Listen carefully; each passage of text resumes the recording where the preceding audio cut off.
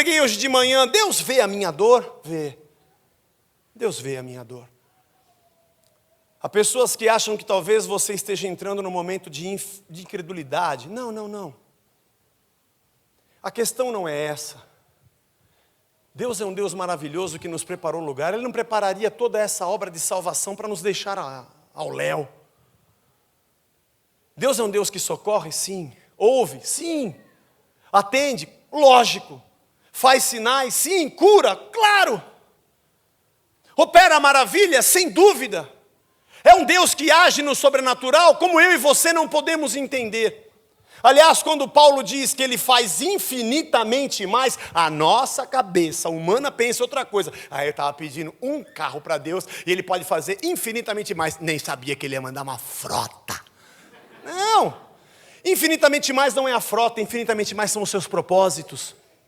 Tudo que ele vai nos ensinar, tudo que ele vai nos acrescentar no dia da tribulação.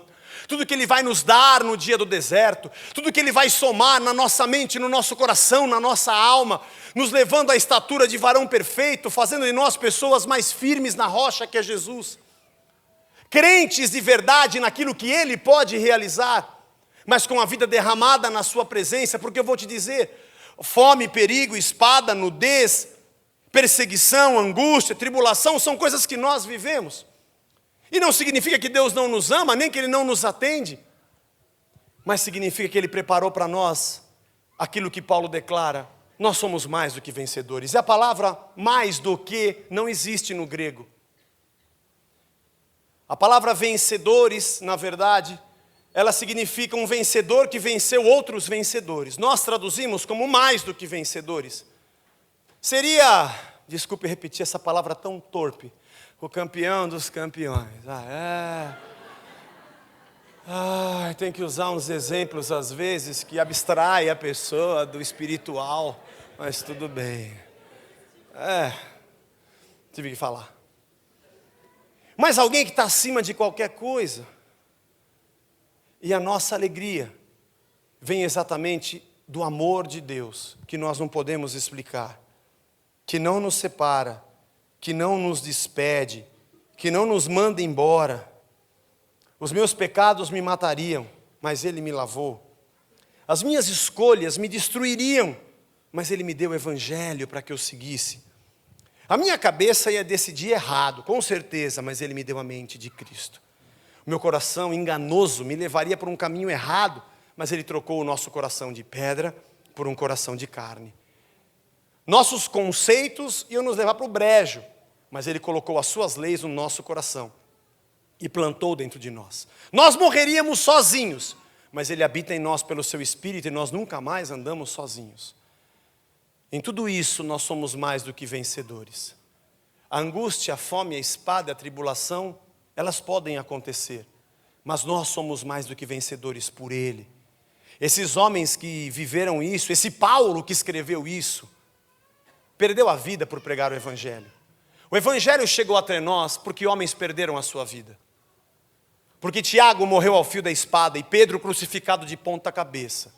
João exilado. E muitos foram mártires ao longo da história, de todos os séculos até chegar até hoje. Aliás, estudando sobre a história da igreja, eu percebi isso. Se dependesse dos homens, a igreja não existiria. Começaram a crescer e criar uma organização tão complexa. Quando foi criado o clero, de perseguidos passaram ao topo da cadeia alimentar. Ricos com o império pagando tudo, com suas vestes, com o seu ouro. A igreja se desviou tanto do seu caminho.